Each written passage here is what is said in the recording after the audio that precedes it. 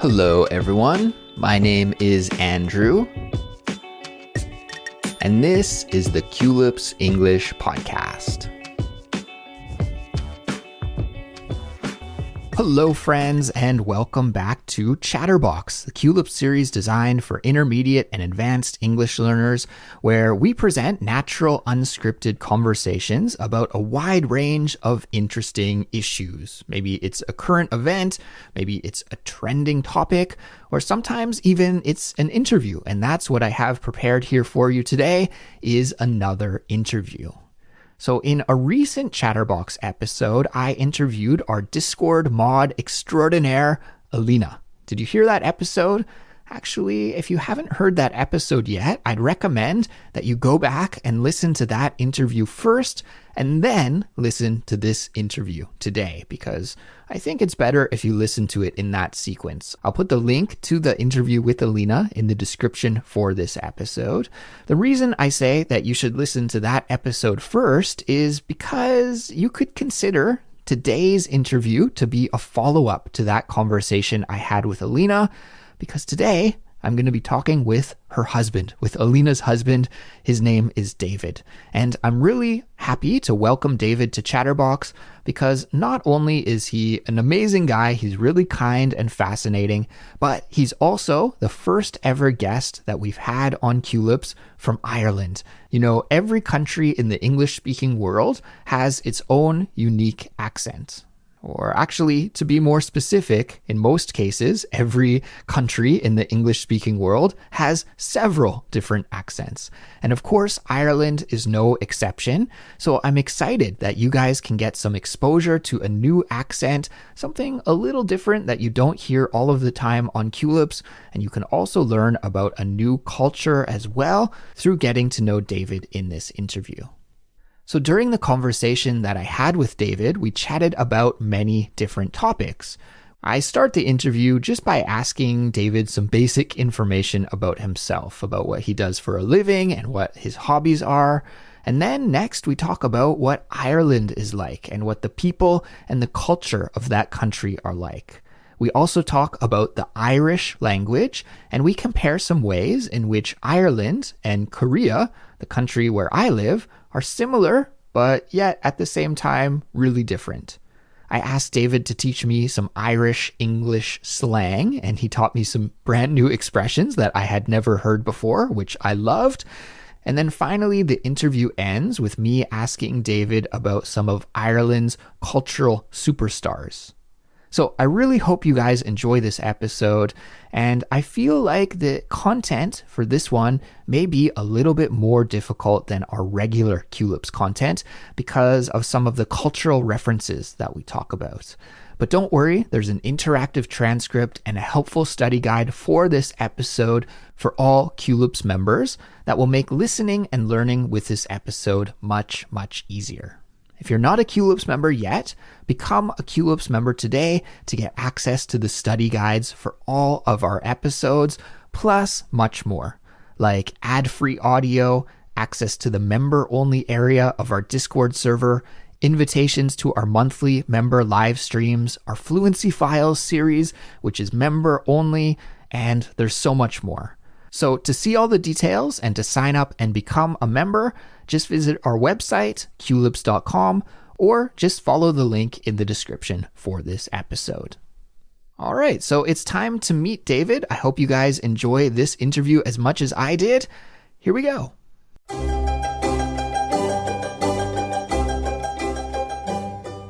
Dave, hello, and welcome to the Culips English Podcast. Thank you so much for joining us here today. Hi, Andrew. Thanks for having me. So, Dave, I'll just give a little introduction to our listeners here. In a way, this is kind of part 2 of an interview series that we're doing here, because in part 1, I interviewed your wife, Alina, who is working at Culips here with us, especially on our Discord server. And, you know, it was kind of funny. In part 1 of the interview, Alina was telling us how she met you and, you know, where you're from, and now she's living in Ireland. And I thought, wow, we should do an interview with Alina's husband as well, because we've never had a native English speaker from Ireland on Culips before. So I asked Alina, like, hey, do you think that would be okay? Would your husband be into it?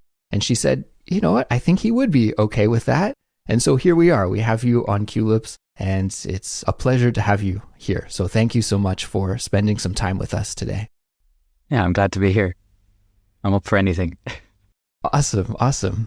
So, Dave, maybe we could start just by having you tell us a little bit about yourself. Like, we know you're from Ireland, but what city and maybe what you do, or maybe some of your hobbies, that kind of basic stuff, if you wouldn't mind sharing that with us. Yeah, sure. So I grew up in a small village called Dunmore East, which is like in a county kind of state called Waterford in the southeast of Ireland. I'm a primary school teacher. So I teach kids from elementary school. So basically I teach kids from age 4 to 12. I enjoy music, languages. I do enjoy languages myself. You know, I enjoy learning languages, and I play the ukulele from time to time. I like to draw as well, just kind of sketching and stuff. So I have all these little kind of skills that are very good for primary school teaching, you know, when you're teaching kids. Yeah, definitely. I'm sure the kids like the ukulele. Yes, they do. I can play a few little songs, like short pieces, but I'm still kind of working up to longer stuff. I have a colleague of mine who can like play a really good morning welcome song, and everybody's like, oh my God, this is so cool. Do your students learn how to play ukulele in school? Because I remember when I was in grade 4 of elementary school, we had a music class where we learned how to play ukulele. Do your students get that kind of music education? Yeah, they do. There's like an external kind of teaching team that come in and teach them the ukulele. Like different teachers have different skills. So a lot of Irish kids will learn the tin whistle, which is like this very, you know, kind of a traditional whistle. And yeah, that's kind of music education really in Ireland. Like they do get to go and do other kind of musical instrument class outside of school. It's kind of extracurricular, but depends really on the skill of the teacher. So you said that you taught kids from age 4 to 12. Does that mean that you have like just one big mixed class? So it's kind of split up into like, I guess we call them classes, like in you guys in North America would call them grades. So we have kids in like kindergarten age in their own kind of separate kind of classes. And then it moves up to like first class, which is like kids that are age 7. And then you keep going up to like 12-year-olds. Yeah, they're all in their separate classes. Now, there are some schools like in very kind of rural, remote areas in Ireland where they're mixed together. So it depends on numbers, really. There's some very small communities here. Yeah. I worked at an elementary school when I first came to Korea, which is where I live now. And that elementary school had just a handful of students for the whole school. It was, I think, under 50 students. So it was a very small elementary school, but they still had all the students in their individual grade. So I can't remember if it was like the 5th grade or the 4th grade, but one of them only had like 4 or 5 students in that whole grade, but they wouldn't mix the students together, which I thought was interesting because in a smaller Canadian school, it sounds like in a smaller Irish school as well, if there aren't that many students, they'll just sort of mix them together to make a bigger class. But yeah, it's interesting how things vary from place to place. To go back to the instruments for just a moment, I just read this online today, so I'm not sure if it's true or not, but maybe you could give me some more info about it and correct me if I'm incorrect on this. But I read online that the harp is the national symbol of Ireland. And so I was wondering, does that mean that it's like a popular instrument there? And do students learn the harp in school? It's such an awesome and unique instrument, but I imagine it'd be really hard to learn. What is the harp's standing in Ireland? You're 100% right. It's an official symbol. It's not the shamrock. A lot of people, they think that it's the shamrock, but it's actually the harp. It's the back of a lot of our euro coins and has been since before Ireland had euros. I've only ever met one person that could play the harp, and she kind of studied and trained for it since she was like a little girl. So she was actually training with me as a teacher. So that was kind of her special skill. I don't think she managed, well, she would bring it into classes all right and play it, but her main kind of business with it was like wedding performances and stuff. So she would go to weddings and play the harp there. But in terms of learning it, gosh, I don't know how you'd even go about it. It's a very specific instrument, and it's, from what she told me, it's very expensive as well. You know, the actual harp itself is very expensive to buy. Yeah, it's a very unique instrument. I just watched a ballet over Christmas, and for listeners, we're just recording this a few days after Christmas. I'm not sure when the episode will be released, but so I just saw this a few days ago, this ballet, and they had a full orchestra. And one of the instruments in the orchestra was the harp, and I paid a lot of attention to it because it just sounds so different than every other instrument when it comes on, when there were harp parts in the pieces that the orchestra played. It's just a beautiful sounding instrument, but I thought it must be awesome to be a harpist or a harper. I'm not exactly sure what the name is that we call a harp player. But in the songs that were being played, there weren't too many harp parts. So she would play for like 30 seconds or a minute and then rest for like 15 minutes while all of the other instruments, the violins are going the whole time, the French horns are going the whole time. So I thought, oh, this is a pretty good gig to be a harpist. Like, you don't have to work too hard. So yeah, I don't know. Cool instrument anyways. It's beautiful sounding. Yeah, for sure. So, Dave, I was wondering if you could tell us about Ireland, because I think, as I mentioned to you before, you are the first Irish English speaker that we've had on the podcast. So I really want to introduce not only the variety of English that you speak and your accent, which is a little bit different than other parts of the English speaking world, but also just introduce our listeners to the country of Ireland, because I think it's a pretty small country. It is, very popular, and there are a lot of, stories about Ireland out there. But just to get your perspective, if you could teach us a little bit about what life in Ireland is like. So maybe you could just tell us about the kind of things that Irish people are into. What are like some popular hobbies or sports or activities that Irish people in general like to do? And I know this is kind of a hard question to answer because, people ask me about this all the time living in South Korea. They'll ask me like, what are Canadian people like? I was like, how do I answer that? There's so many different kinds of people, but just in general, if you don't mind just giving us some generalities, that would be helpful. I would actually say that Canadians and Irish people share a similar, I guess, stereotype, which is that we're both very friendly people. Yeah. And overly polite. Overly, yeah. I think we would be quite polite here as well. I guess in terms of like hobbies, Irish people really like sports. Like we really, really like sports. And we kind of have our own sports that we play. They're kind of Irish Gaelic sports. So Gaelic Athletics Association, which is the GAA, they run these two types of sports. There's hurling, which is kind of like hockey, field hockey, except it's much faster. You can pick the ball up, you can hit it like through the air. It's quite physical and not a lot of protection, like maybe just like you'd wear a helmet for your head. But if you could imagine like 30 grown men in a field hitting each other with sticks, that's kind of what it looks like.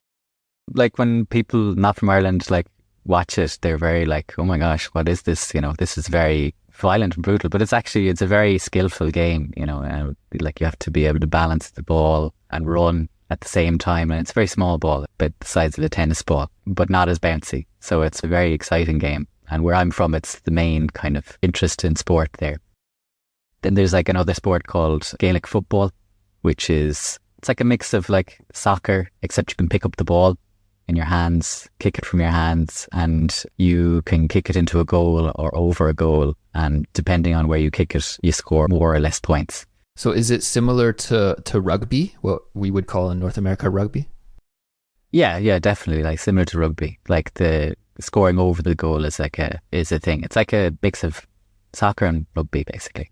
We actually do rugby. Is a really like the big sport here too. I think Ireland is definitely in the top 5 countries that play rugby. Last I looked. Yeah, I don't really follow rugby, but I know the World Cup happened recently, and I saw some clips just on social media of some of the highlights of the World Cup of rugby, and I was so impressed. It's brutal. The guys are just slamming into each other and going all out, and I thought, well, this sold me. Like, I want to get into rugby. It looks like such an interesting game, and I don't think Canada's very good at rugby, although we do have rugby teams at all of our high schools, so it is played. But yeah, I never got into it, but it seems like a really, really interesting and fun sport to watch. So it seems like then sports are a big part of things that Irish people enjoy doing. One of the stereotypes I hear just about the climate of Ireland is that it's super green all the time and also super rainy all the time. Unfortunately, I've never been to Ireland. Are those things true? Yes, it is super green. And you only realise this as an Irish person when you travel away from Ireland and then you come back and you go, oh, that's what they're talking about. It's very green here. It must be nice. It is, it's beautiful. I think the rain part, I think we get rain frequently, but not heavily, you know? Like it is said here, you could have the 4 seasons in one day. So it could be super hot, super cold, rainy and dry, you know, in like just one day. And then there's like, and myself and Alina have seen it before, like when we go on our walks and stuff, it is possible to see rain from far away, raining in one place in one particular time. You can actually see the rain, but you're dry. It is rainy. When we get summers, like we get really nice summers. And what about in the winter now? We're recording in the winter. Do you guys get any snowy weather at all, or does it not get quite that cold? Unfortunately, no, we don't get that much snow. A lot of storms. Actually, we just had one. So it's kind of a lot of wind, a lot of rain as well. Places that are near to or next to the coast and rivers kind of can have floods occur and stuff. So that's kind of the major disasters in terms of weather here. We tend to get like a lot of flooding, like just for the storms. Snow, I think one year, many years ago, we had like this huge snowstorm and like nobody went, because we're not used to snow, nobody went to work for a couple of days. It was great. So, Dave, I have a couple of other questions about Ireland that I wanted to ask you if you don't mind. And I guess these are maybe aligned with my personal interest because I'm interested in learning languages. And I also live in Korea. So I had 2 questions specifically that kind of relate to both of those things. And the first one, several years ago, probably going back over 5 or 6 years ago now, I had an Irish coworker. And we worked really closely together at the same school. We shared an office and we became friends. And at that time, Facebook was really popular. So we became Facebook friends as well. And I noticed that she spelt her name in the Irish language on Facebook. And when I saw her friends and family post on her wall, I think this is now like dating me because these are like old social media expressions to post on somebody's wall. But when I saw her friends and family from Ireland post on her wall, I noticed the same thing, that they all had their names spelt in the Irish language, not in the English language. I thought that was really interesting. But all of the messages that they would send each other would still be in English. So they were communicating in English, but they had this, I don't know if it was like a pride thing in the Irish language or maybe showcasing their identity or what exactly that was. But I was wondering, is this something that people do, or was this just like maybe a fad at that time several years ago? Or like, what's the relationship of Irish people to the Irish language these days? It's more positive than it used to be, I would say. As a primary school teacher, that's one of the subjects I teach in school, so I can speak Irish. I don't use it every day, but I can certainly understand it. But I would still be, I guess, a native English speaker because my parents spoke English. They would also be able to understand Irish, but again, not so great with the speaking part. In terms of the names, like some people have like a preference for their name being in Irish. Some people are just, their name is an Irish name and that's the way it is. I suspect your friend was a teacher as well. Yeah, she was a teacher, yeah. Yeah, it was a kind of a thing for teachers to guard their privacy on social media from their students. They would like change their name into their Irish name. So there's a top tip for everybody now if they want to find their teacher on Facebook. But yeah, that was kind of that's one of the things. But generally, like some people are very, very passionate about it and they have their name. Like my name is completely different in Irish. Like I'm David in English, but it's Dahi in Irish. So yeah, like in terms of the relationship then with the Irish language, I guess like it's been a difficult one, say over the past 100 years, because since the birth of the modern state. I should mention, Andrew, I'm a history buff. I love history. Yeah, Alina gave me a heads up, so this is perfect. I'm also a history guy. So you'll love this. So after we won our independence, there was a big emphasis on restoring like Irish as our native national language, and there was an attempt to do it through school. Unfortunately, it didn't really work that well because people at the time didn't really see the benefit, the economic benefit to learning Irish and being able to speak it every day. People tended to emigrate. They tended to emigrate to English-speaking countries. So that's one of the reasons. There was other various complicated reasons. I'd say that's for a different podcast. But nowadays, there's a much more positive view of Irish, mostly because of like social media. There's a lot more people using it on social media platforms, and a lot more Irish teachers that are actually teaching to people who are not from Ireland. So you have like people in Canadian universities. I've heard of Canadian universities that will teach, Irish in the States. Yeah, in a lot of different places. We do have specific areas in Ireland where people are native Irish speakers. Their parents and grandparents spoke Irish. They tend to be in the west of the country, places like Connemara in Galway, and then you have Ring, which is in my county, in Waterford, and up in Donegal as well. People speak exclusively Irish in these places, and they get a lot of support from the government to continue that way of life. And a lot of students go to these places to learn Irish. So part of my teacher training, I would have had to spend a month living there in these areas, which was really cool, full immersion. Personally, as a language lover myself, I think that's great that some of these languages that were really on the brink of extinction, very close to being extinct, are making a comeback, and there's a lot of effort to learn them again. I think that's awesome. What about, like, you said that there were people outside of Ireland learning Irish. If I were to learn some Irish as a Canadian guy living in Korea, and then I visited Ireland and I wanted to practice, if I went into just a shop or a pub and tried saying something in Irish, what would the reaction to that be? I guess you might get a confused look. Yeah, you'd get a very confused look, and then somebody might say, you can speak English here, it's fine. It's, you get me a confused look for definite. There was this short movie made in Irish, and it kind of tackled a similar thing. It was like a guy from China picked Ireland as a country that he wanted to go to, and he took out books in the library thinking that everybody in Ireland spoke Irish, and learned Irish past like the level that like somebody in Ireland could converse. And it was a very funny short movie. I think it was called You Ming Isanam Dum, it's very funny. Okay. Is it on YouTube or something? It's on YouTube. Okay. Maybe you could send me the link later. I'd love to check that out. Sounds funny. I'll send you the link. Dave, I wanted to switch the topic a little bit and to get into some Irish English. And I know each country in the English-speaking world has their own slang, has their own expressions that are unique to that area. So I have a little quiz here for you. I kind of wanted to run by and see what you say. And we'll see if we could maybe introduce some Irish English slang to our listeners. And so I have just 3 here, and we'll start with the first one. I'm curious. What do you call a group of your guy friends in Ireland? Like in Canada, we say the boys. If I'm going to go and hang out with my friends who are just guys, then I'll say, I'm hanging out with the boys, or I'm getting a drink with the boys, or something like that.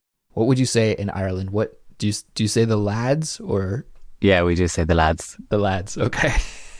It's the lads, yeah. It's lads all the way. The lads. Yeah, that's pretty much it, actually. When you were talking, I was trying to think, was there anything else? I think, no, it's just the lads. The lads, all right. I think a lot of English-speaking countries do that. I think maybe in Britain they say the lads, maybe in Australia they say the lads, but in Canada we say the boys. Okay, what about this one?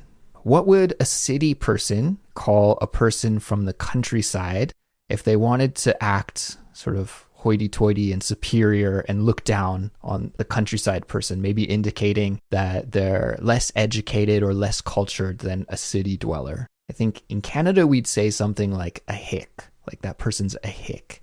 What about in Ireland? Do you have an expression for that? We do. A culchie. A culchie. Wow, okay, that's a new one to me. A culture, yeah. How do you spell that? Culchie, I think. Yeah, I've not often had to write it down. Now, it's kind of more people from Dublin, because Dublin is it's the city. Everywhere else, you don't necessarily have to be from a rural area, but if you're from outside Dublin, you can be still called a culchie. I've heard people say culchie means cultured, as in trying to pull some dignity out of the phrase. I would say it's not so hick would have kind of negative connotations, but I think people, I'm a culchie and I'm pretty proud about it. There's something about coming from a rural kind of area. It's very different to life in Dublin. We have a phrase for people who live in Dublin. We would call them jackeens, which is kind of like jackeens. It's kind of, I can't remember the actual origin of it, but yeah, it's sort of, that's what you'd call a person from Dublin, a jackeen. Okay, so you have the jackeens and the culchies. Very interesting. And finally, I'm sure in all varieties of English, there's a million different expressions for calling somebody who's drunk, to refer to somebody who's drunk. But in Canada these days, I hear a lot of people say this expression, which I think is really funny. Actually, they call a drunk person buckled. So they say something like, oh, he was super buckled last night. I'm wondering, what's the kind of expression you would use in Irish to refer to somebody who's had too much to drink? We would use actually buckled as well. Oh, really? Okay. I wonder if that came from Irish originally, because I didn't hear it until recently. I don't know if you're familiar with this as much, but there's a lot of immigrants that have moved from Ireland to Canada recently, either to immigrate or just to work on a working holiday visa for a couple of years. So I wonder if that came over from Ireland. Yeah, definitely. Because I've no friends of mine who have worked in Canada. Oh yeah. Nice. Actually, funnily enough, Newfoundland, the Newfies.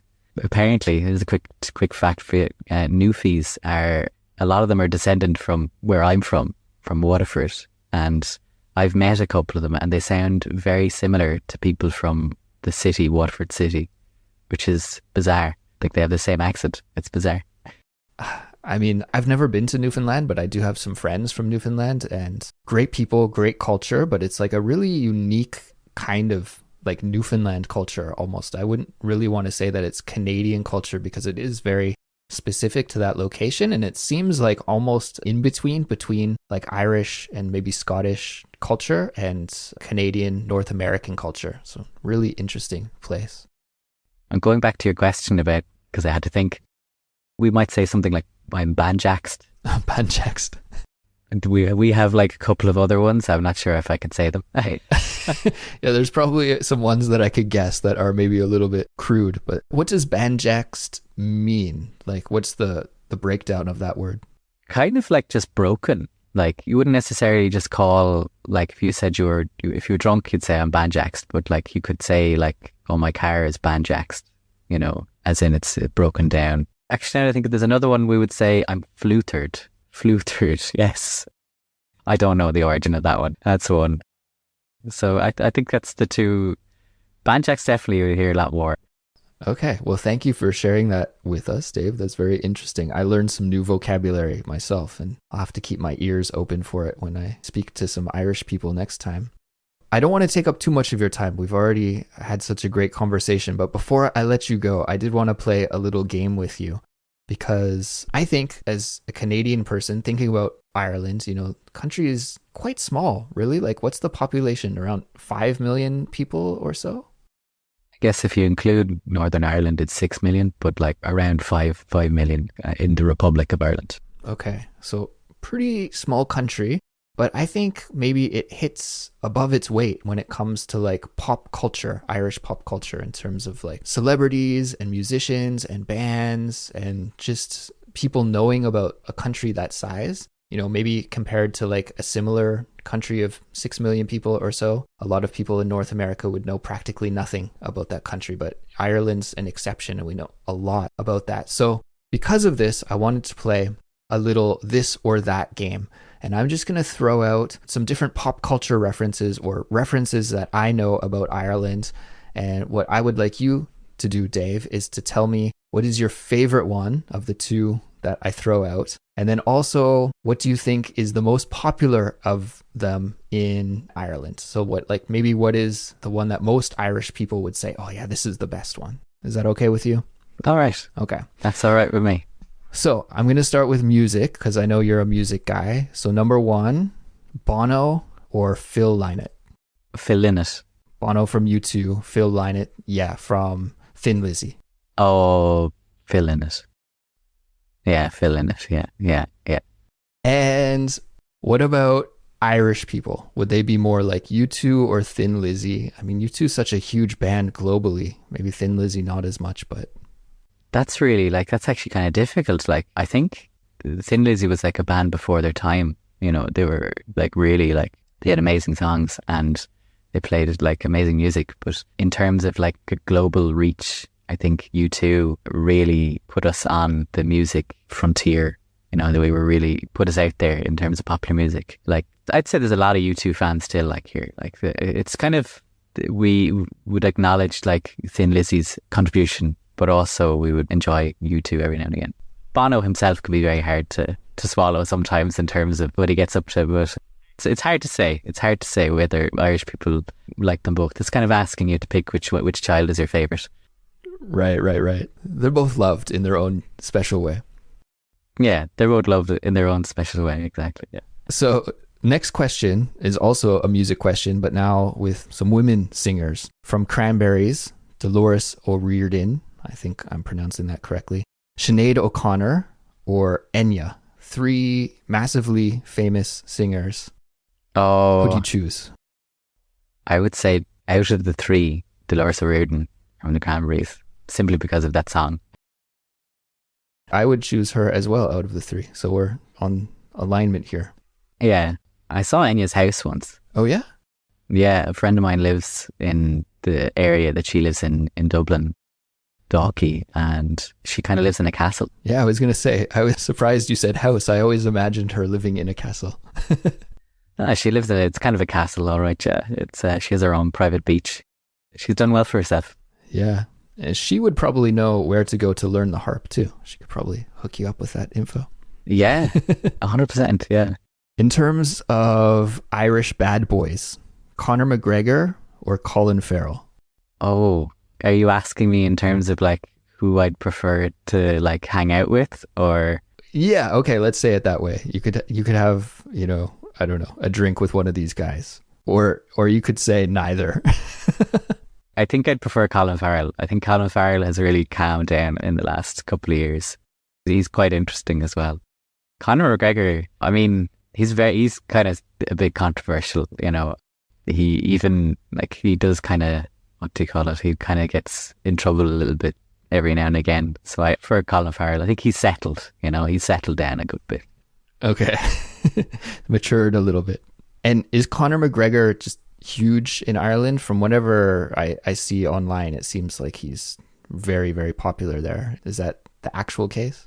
I think he gets a lot of attention, but I think if you asked the average person, they'd kind of think that he was a bit of an idiot, which is a fool. I should say idiot is a slang term for fool that we use a lot here. Okay. Well, it sounds very similar to idiot.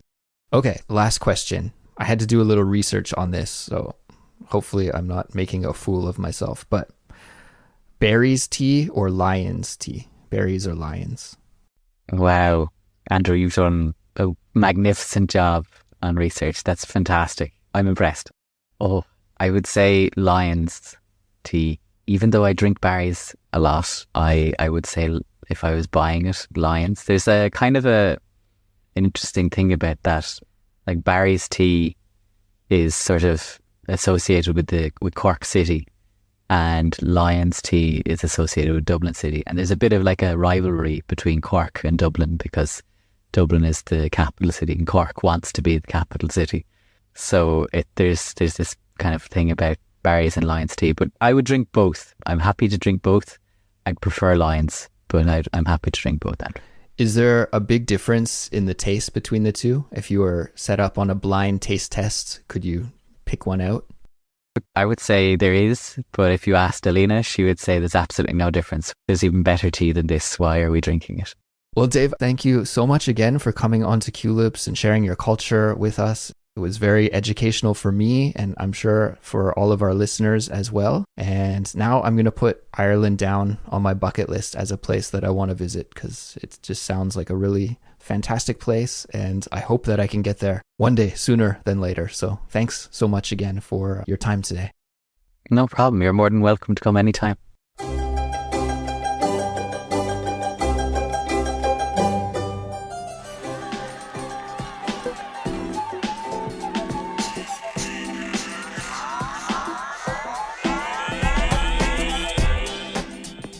All right, it's a wrap. That's going to bring us to the end of this one, everyone. So thank you so much for listening, and I hope you found it interesting and helpful for building your English fluency.